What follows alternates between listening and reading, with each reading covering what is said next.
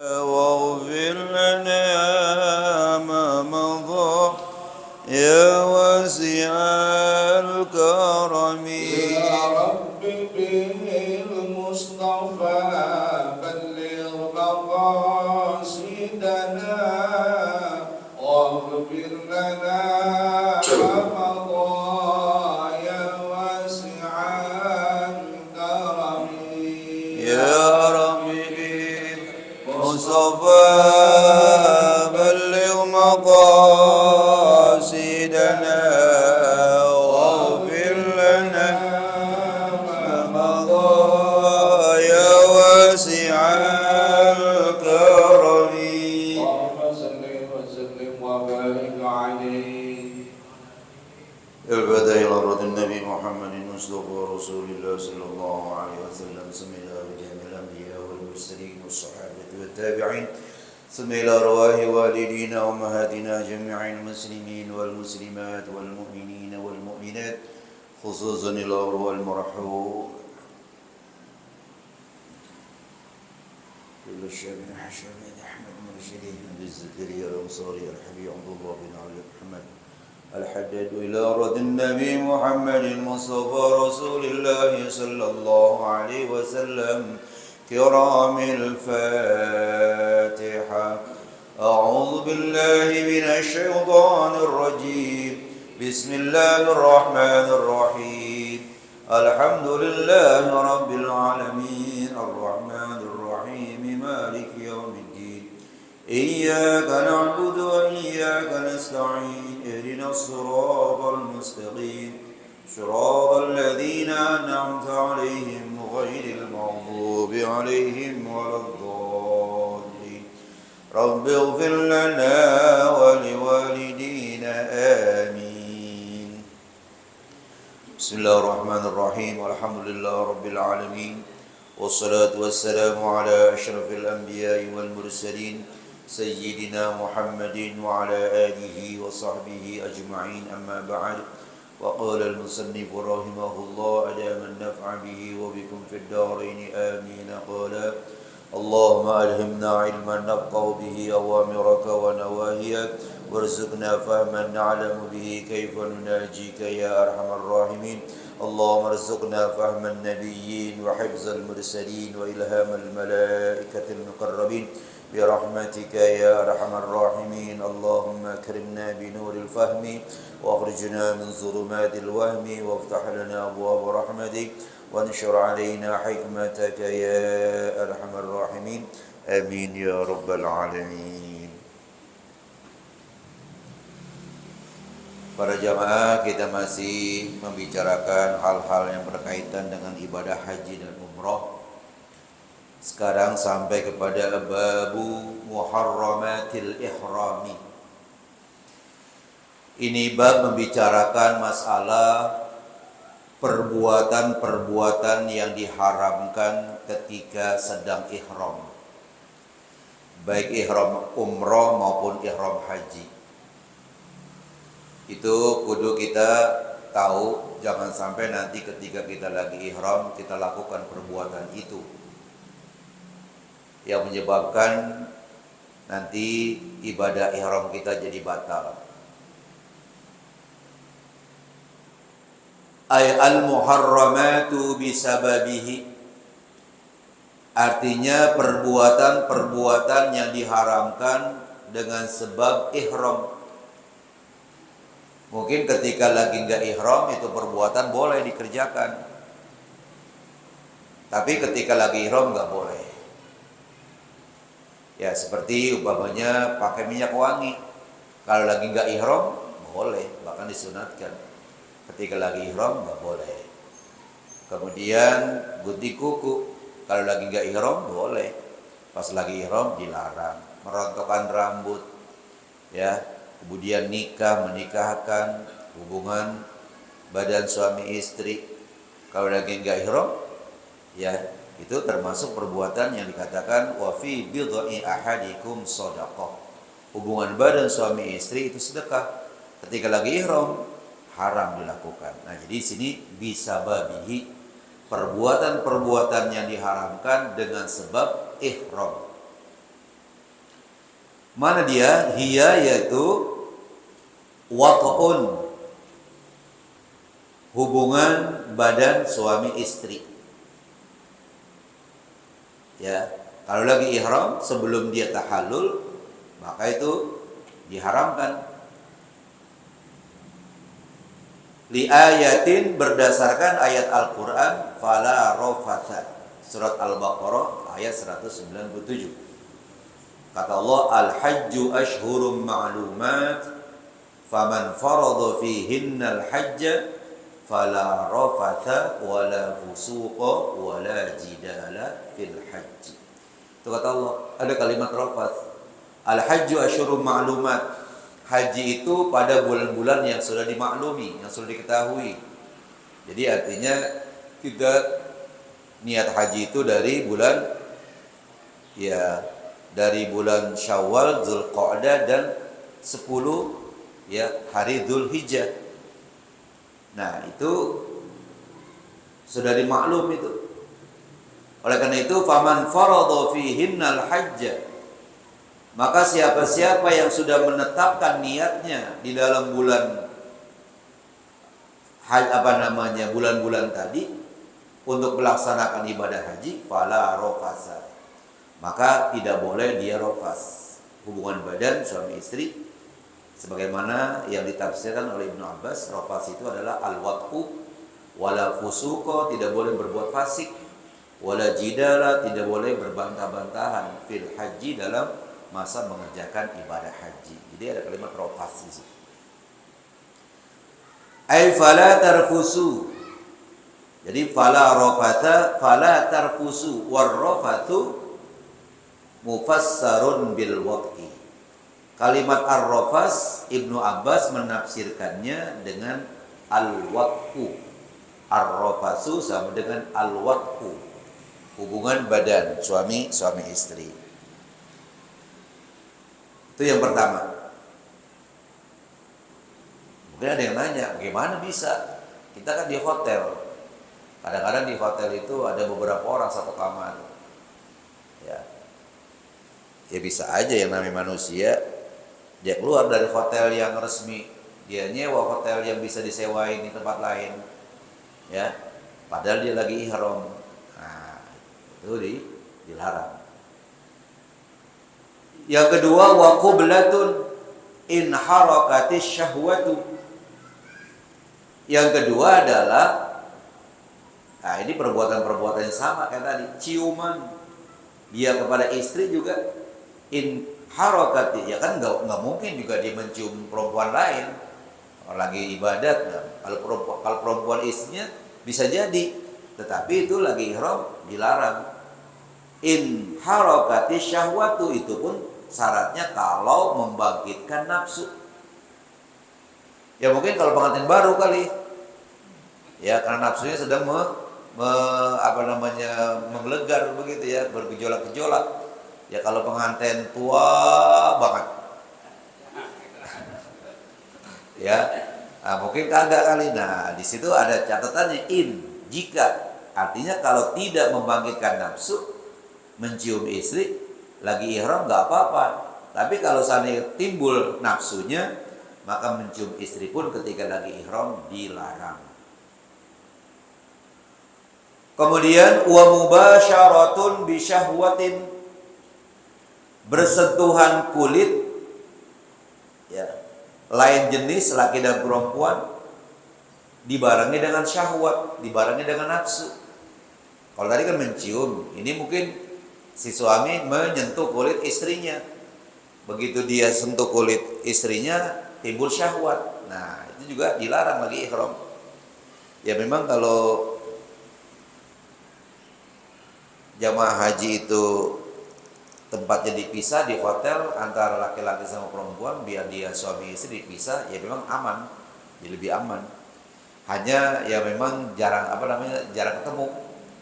Paling ketemunya ntar mau ke masjid, ntar pulang dari masjid udah lain-lain kamarnya, udah perempuan, laki-laki. Ya, dia di Arafah gitu juga, laki-laki, perempuan.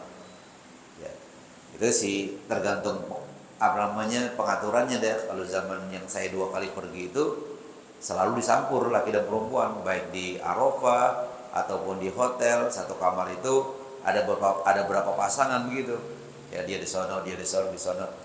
Nah, jadi memang ya ada positif deh, negatifnya antara dicampur suami istri dalam satu kamar ataupun dipisah. Kemudian wastimna'un binahwi yadihi kama fi shaum. Ya, dan istimna bersenang-senang dengan tangannya, kalau bahasa sekarang onani. Ya. Dengan tangannya kama fi shaumi, sama juga seperti waktu puasa. Lagi puasa juga nggak boleh kita istimna, bersenang-senang dengan tangan. Ya, onani dengan tangan. Nah, lagi ihram gitu juga. Nah, oleh karena itu kita lagi ihram ya banyakin kegiatan dah. Lagi ihram di Mekah, ya. Pas lagi di Mekah lagi ihram, ya udah kita tawaf atau baca Al-Qur'an, ya, atau sholat sunat di masjid. Atau kalau nggak capek pulang tidur gitu. Sehingga tidak akan terjadi hal-hal yang tidak diinginkan. Bi khilafil inzali bin nazari awil fikri. Beda, maksudnya tidak haram keluar sperma lantaran dia memandang wanita atau dia merenungkan, dia berpikir, kagak nyolek, kagak ngapain, hanya dia mandang doang, ya, langsung dia inzal, langsung dia keluar sperma. Cerutak banget orang ya, cuma melihat doang kayak gitu, ya, atau fikri, dengan pikiran, dengan menghayal, ya mungkin terlalu dalam kali. Ya. Nah, jadi katanya beda. Jadi artinya kalau keluar lantaran dia memandang atau dia berpikir atau dia menghayal, itu tidak haram. Itu namanya khilaf, beda. Nah, jadi itu tadi al-waqu, qubla, mubasyarah, istimna, udah 4 itu. Kemudian wa nikahun. Orang lagi ihram juga dilarang dia nikah. Apa iya, bagaimana sih ceritanya orang lagi ihram kok bisa nikah? Umpamanya ada orang pergi haji, perempuan, gadis, dibawa sama bapaknya, diajak pergi haji. Begitu di Mekah ketemu sama anak mukim yang sudah 10 tahun mukim di Mekah, satu kampung sama si gadis tadi. Wah, kamu anaknya si Anu ya? Iya. Udah yuk, saya nikahin sama anak saya nih. Padahal itu anak mukim atau itu anak perempuan lagi ihram. Ya. Nah, itu nggak boleh. Kenapa? Karena dia lagi ihramnya laki-laki. Gitu. Nah, jadi dia nggak boleh nikah. Gitu. Nggak boleh nikah dan juga nggak boleh menikahkan. Jadi nggak boleh jadi wali. Li khabari muslimin, berdasarkan hadis yang diriwayatkan oleh Imam Muslim, la yankihul muhrimu wala yunkihu. Yang pertama yankihu, yang kedua yunkihu. Tidak boleh orang yang lagi ihram itu nikah dan tidak boleh menikahkan. Si bapak tadi tuh yang bawa gadisnya lagi kemana, ke laksana ibadah haji, pas lagi ihram, bapaknya lagi ihram, anaknya lagi ihram, gak boleh dia nikahin putrinya. Ya kalau dalam keadaan gak ihram sih terserah. Umpamanya hajinya haji tamattu, dia sampai di sana masih bulan Zulqa'dah, ya masih bulan Zulqa'dah, bulan haji, ketemu sama anak mukim, kamu anaknya si Anu ya? Iya. Udah berapa lama mukim di sini? 5 tahun. Yaudah saya nikahin dah kamu sama anak saya, kata si bapak tadi. Itu dalam keadaan tidak ihram. Ya boleh. Ini yang nggak boleh kalau lagi ihram. Sudah niat labbaik Allahumma umratan atau labbaik Allahumma hajjan. Kalau selama nggak begitu ya boleh. Jadi kan yang namanya ibadah haji itu bukannya dari awal sampai akhir terus larangan itu. Oh, nggak ada. Enggak begitu. Larangan itu pada waktunya. Kapan? Itu waktu lagi ihram. Ketika sudah niat labbaik Allahumma umratan atau labbaik Allahumma hajjan, atau nawaitul hajja wa ahramtu bihi lillahi ta'ala. nawaitul umrata wa ahramtu biha lillahi ta'ala. Kalau udah begitu, larangan-larangan ini enggak harus diperhatikan nih, jangan dikerjakan. Ya. Jadi tidak boleh nikah dan tidak boleh menikahkan bagi orang yang sedang ihram. Wa tatyibun fi badanin aw thawbin bima yusamma tiban kamiskin wa kafurin wa za'faran wa wirdin wa banafsajin wa duhnihima. Tidak boleh orang lagi ihram itu mengenakan atau memakai wangi-wangian, memakai minyak wangi. Fi badanin, baik di badannya, au saubin, atau di bajunya, di pakaiannya. Itu nggak bolehnya kalau sudah niat. Niat apa? Niat umroh, niat ihram, ya ihram umroh atau ihram haji. Tapi kalau dia pakai sebelum niat ihram umroh atau ihram haji, kemudian baunya masih menyengat, pas dia udah niat, nggak jadi masalah. Kenapa? Karena pakainya sebelum dia mandi sunat, ya ihram umpamanya, kemudian sebelum dia pakai pakaian ihram dia pakai minyak wangi dulu, atau tadi sabun wangi, sampo-nya juga wangi. Habis itu baru dia niat labbaik Allahumma umratan atau labbaik Allahumma hajjan. Loh kok ini masih bau nih, masih bau wangi ini badan, itu nggak jadi masalah karena dipakainya itu minyak wangi, dikenakannya sebelum nih niat ihram. Yang nggak bolehnya pas udah niat ihram, ya. Bima yusamma tiban, dengan sesuatu yang dinamakan wangi-wangian. Artinya apa saja dah, nggak mesti harus parfum. Bisa juga mungkin nanti tumbuh-tumbuhan daunnya yang kalau dikocek-kocek wangi, itu juga nggak boleh. Ya, kenapa? Karena dia wangi juga. Di sini dikatakan kamiskin, seperti minyak kasturi, minyak misik, wa kafurin, kapur barus, wa za'faron. Za'faron itu bisa diartikan kujit, bisa juga diartikan marsin. Marsin itu sejenis tumbuhan semak yang berbau harum. Pokoknya ada tumbuh-tumbuhan yang kalau dikucek-kucek itu bau harum. Juga ada tumbuh-tumbuhan kalau dikucek-kucek kayak bau apa? Nah, ada tuh. Ya. Nah, jadi ada tuh pohon yang begitu baunya tuh. Nah, itu za'faron. Wawardin, dan juga bunga mawar, wa banafsajin, ya. Juga di sini banafsaj. Jadi banafsaj ini nama tumbuhan, ya. Nama tumbuhan juga, nama bunga juga, yaitu dikatakan nabatun tibur raihah. Tumbuh-tumbuhan yang wangi baunya. Ya. Mungkin ya kalau di tempat-tempat yang banyak pohonan mungkin bisa ada kita temukan. Tapi kalau tempat kita udah susah nyari pohon-pohon semacam ini. Mungkin zaman dulu masih banyak. Itu banafsaj. Jadi nama bunga. Waduhnihima, dan minyak wangi keduanya, minyak wangi mawar, minyak wangi banafsaj. Jadi bukan bendanya, dia diolah jadi minyak wangi. Ya, minyak wangi mawar dan minyak wangi banafsaj itu juga nggak boleh dipakai, dikenakan ketika kita lagi ihram. Walubsu kufazaini au ahadihima, dan memakai sarung tangan atau salah satu keduanya, sebelah kayak dua-duanya kayak. Ini bagi laki dan perempuan. Jadi perempuan ketika lagi ihram nggak pakai kaos tangan, nggak pakai sarung tangan. Lagi laki-laki dah, memang dia pakainya hanya dua helai baju atau pakaian, atau dua helai kain buat kain sama buat selendang. Nah ini laki dan perempuan.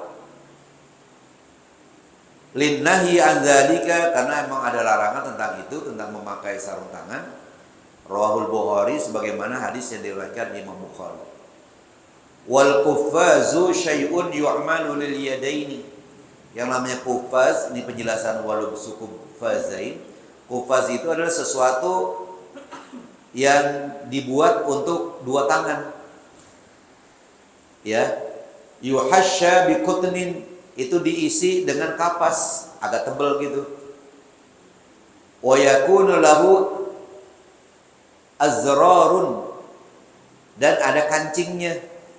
Ya, di sini ada kancingnya begitu.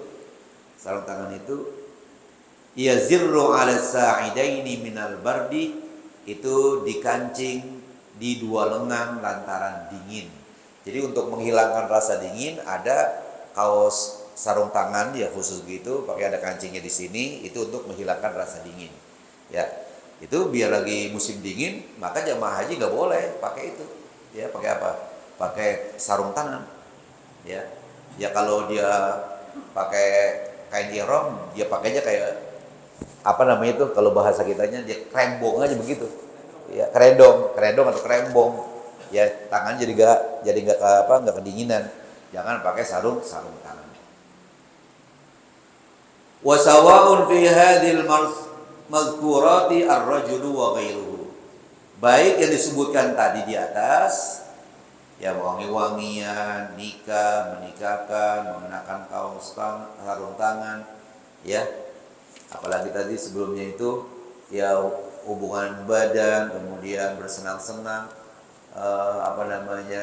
dengan tangan, mencium. Itu katanya al-mazkurat wa sawa'un fi hadhil mazkurat, sama saja yang disebutkan tersebut di atas tadi ar-rajulu wa ghairuhu. Baik buat laki-laki ataupun lainnya. Buat kayak laki-laki, buat perempuan, buat banci, sama itu larangan. Ya.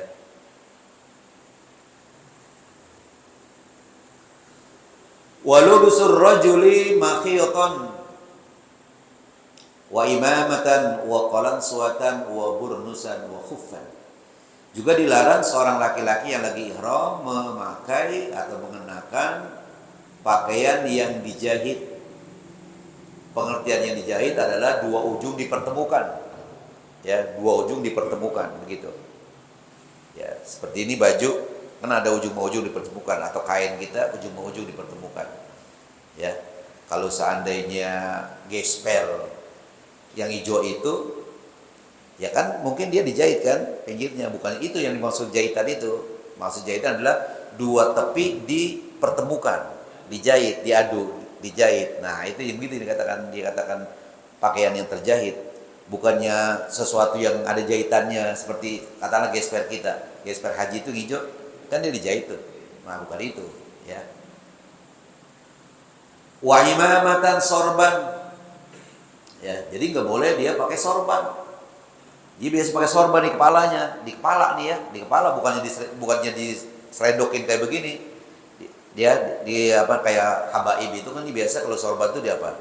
Kalau bahasa orang Pegangsaan udeng-udeng. Udeng-udeng jelek banget sorban ya, gitu. Iya, imamah. Wa qalansuah, peci. Peci putih ke, peci hitam ke, lagi ibadah umroh nggak boleh lah pakai itu. Ya. Wa burnusan, mantel yang bertudung kepala. Ya, jadi nggak boleh juga gitu.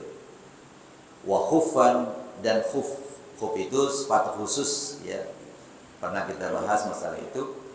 Ini laki-laki nggak boleh itu kenakan linnahyi anha, karena memang ada larangan untuk mengenakan tersebut. Itu fis sahihain, yang dijelaskan dalam hadis Rasul yang diriwayatkan oleh Imam Bukhari dan Imam Muslim. Wasdiyadun, insyaallah kita lanjutkan nanti berburu binatang buruan darat lagi ihram.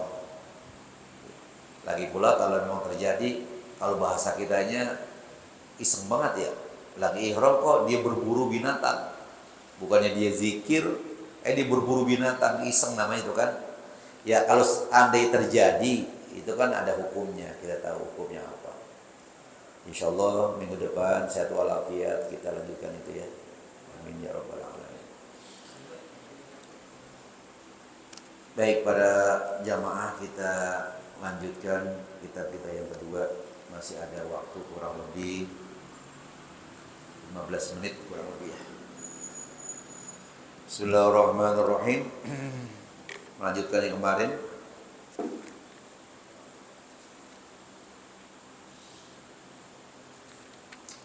Yaitu wa qala ta'ala, Bismillahirrahmanirrahim. Wa qala ta'ala fi wasfi ba'dil mughtarrin. Firman Allah Subhanahu wa taala yang menjelaskan sebahagian orang-orang yang tertipu, al-mughtarrin, orang-orang yang terpedaya.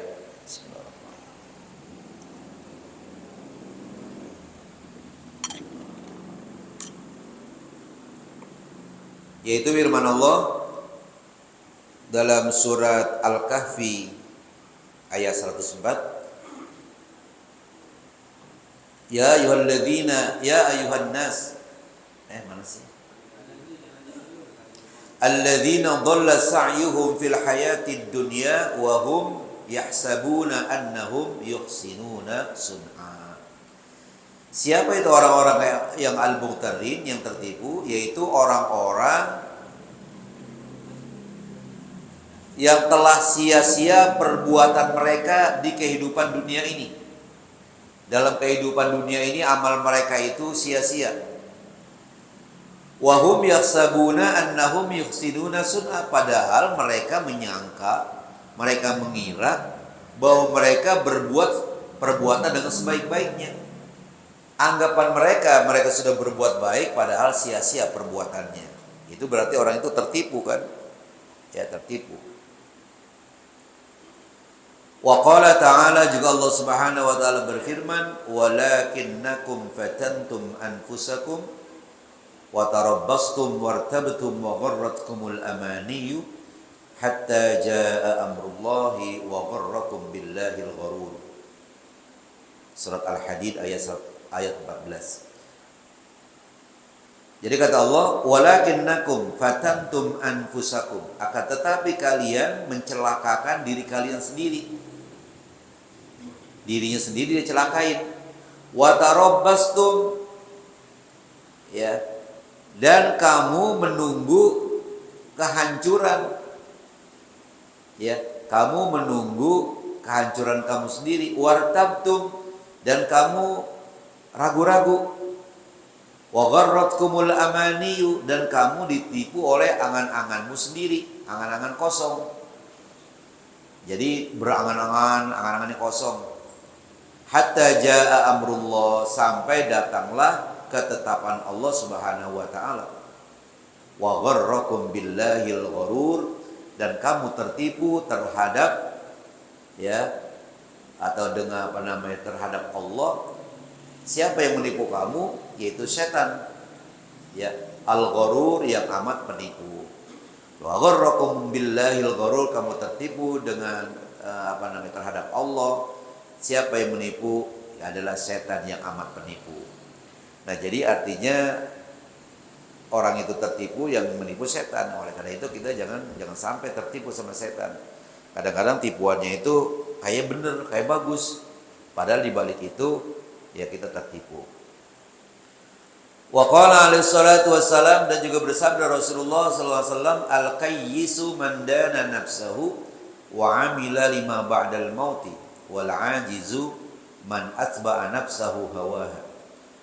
Orang yang cerdik itu adalah orang yang dapat menguasai hawa nafsunya. Jadi orang yang kuat dan yang cerdik bisa menguasai hawa nafsunya. Ketika nafsunya bergejolak, dia kuasai.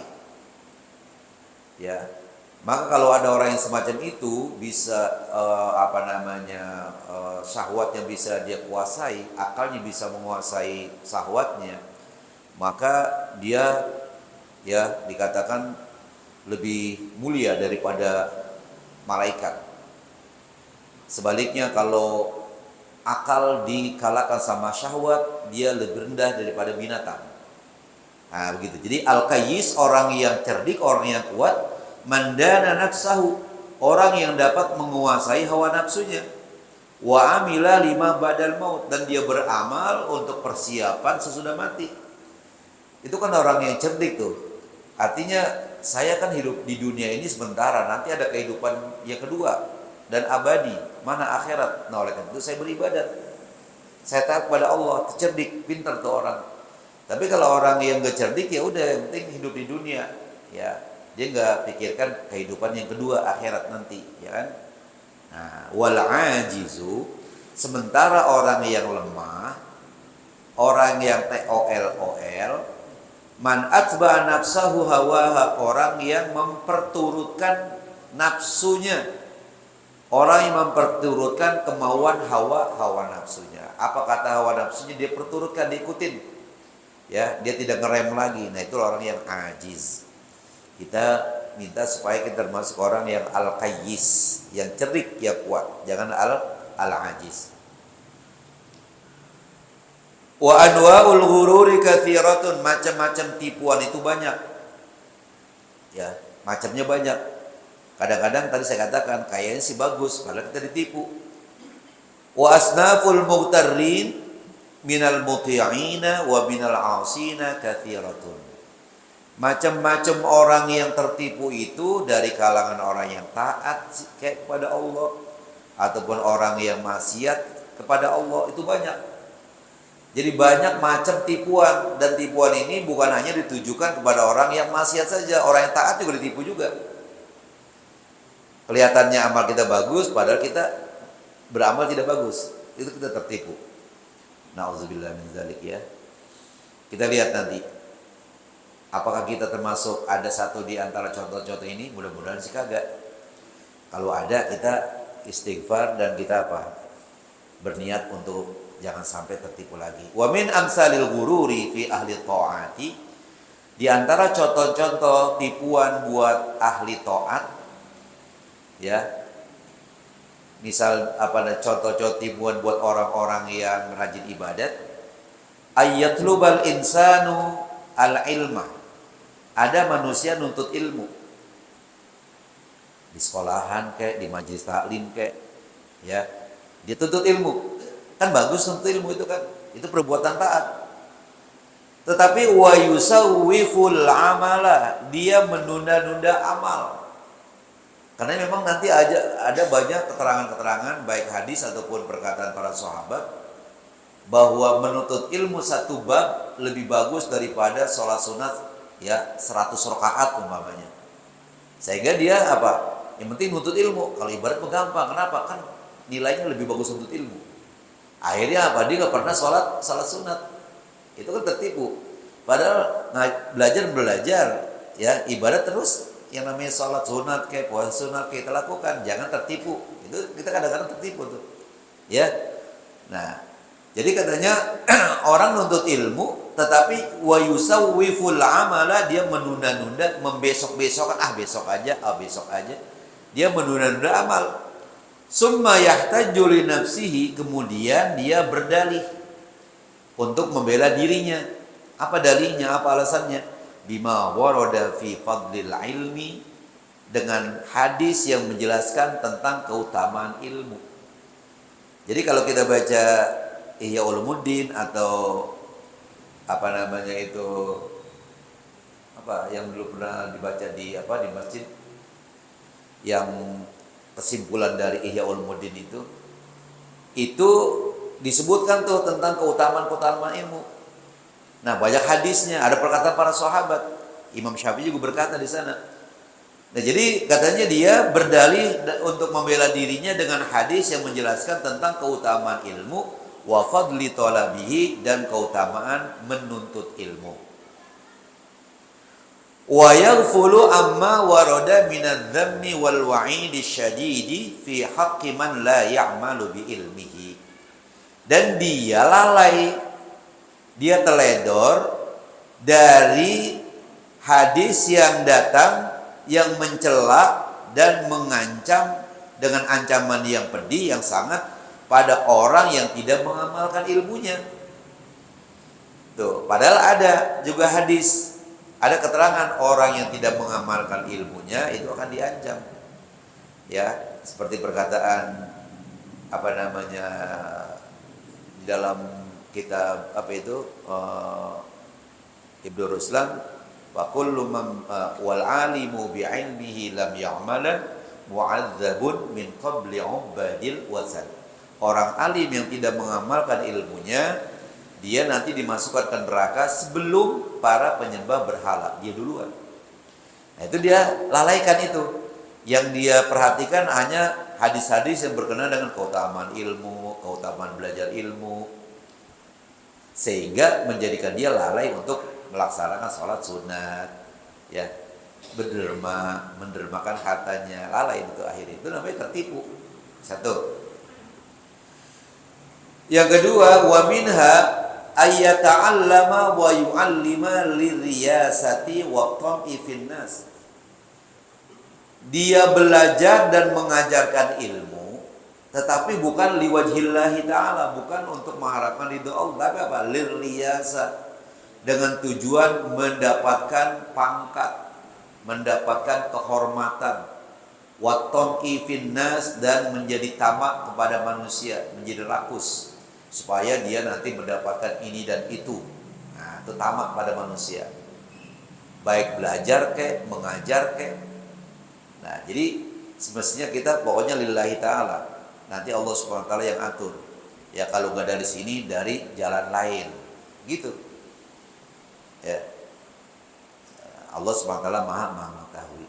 Wa yazunnu bi nafsihi, dan dia mengira, dia menyangka dengan dirinya sendiri atau di dalam dirinya sendiri, annahu yata'allamu wa yu'allimu lillah, bahwa dia belajar dan mengajar semata-mata karena Allah. Padahal bukan, karena untuk riasa, untuk mendapatkan pangkat, untuk mendapatkan jabatan, untuk mendapatkan ini dan itu dari manusia. Wala yunaqishu nafsahu, dan dia tidak pernah menguji, tidak pernah memunakosah dirinya sendiri. Selalu dia uji, ini diri saya kalau belajar atau mengajar karena Allah atau karena apa sih? Ya, nah seharusnya dia periksa, dia teliti, dia uji, ya. Nah, dia nggak pernah tuh mengujinya. Wala yahtabiruha bi ahwali ahli ikhlas, dan dia tidak pernah mencobanya, tidak pernah mencari pengalaman dengan hal ihwal, dengan sikap orang-orang yang ikhlas.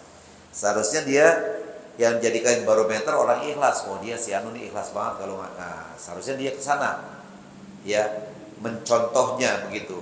Ya, dia mencari pengalaman pada orang-orang ikhlas. Nah, mudah-mudahan kita nih yang ngajar yang belajar ikhlas benar-benar karena Allah Subhanahu wa ta'ala. Kalau lewat 9. Oh, saya lihat orang terus jam noh. Ini baru lihat 4, ini udah lewat 9, 10 bahkan ya, benar. Iya, ono ketinggian jadi susah gantinya nih. Ini bener nih, ini bener. Iya nih bener ini. Ono yang ke lambat noh. Ya jam saya gue sama ini kan gak lihat jam. Ya sampai situ lah, insyaallah nanti kita lanjutkan ya contoh yang lain. Nanti yang berikutnya adalah wa minha ayyak surah salat wal qiyam. Baik para jamaah, sebelum kita berdoa, mari baca Fatihah dengan harapan mudah-mudahan Allah Subhanahu wa taala memberikan pahala kepada orang-orang yang mendermakan hartanya dengan sholat kita ini. Juga kita baca Fatihah, mudah-mudahan orang tua kita, saudara kita, teman kita yang sudah meninggal dunia ditempatkan di tempat sebaik-baiknya oleh Allah Subhanahu wa taala. Yang lagi pada sakit, mudah-mudahan sehatkan badannya, dan anak cucu kita yang sedang belajar dijaga, dipelihara oleh Allah Subhanahu wa taala, dan mendapatkan ilmu yang bermanfaat. Ala hadiniya al-Fatihah. A'udzu billahi minasyaitonir rajim. Bismillahirrahmanirrahim. Alhamdulillahi rabbil alamin, arrahmanir rahim, maliki yaumiddin. Iyyaka na'budu wa iyyaka nasta'in. Ihdinas siratal mustaqim. Siratal ladzina an'amta 'alaihim ghairil maghdubi 'alaihim waladdallin. Rabbi ighfir lana wa liwalidina amin. Allahumma shalli ala sayyidina Muhammad wa ala ali sayyidina Muhammad. Allahumma aj'al jam'ana hadha jam'an marhuma, tafarraquna min ba'dihi tafarruqan ma'suma, wa la taj'al Allahumma fina wa la ma'ana wa la yadma'una شقيا ولا مطردا ولا محروما. دعواهم فيها سبحانك اللهم، تحية فيها سلام، وآخر دعواهم أن الحمد لله رب العالمين. تقبل الله. السلام عليكم ورحمة الله وبركاته.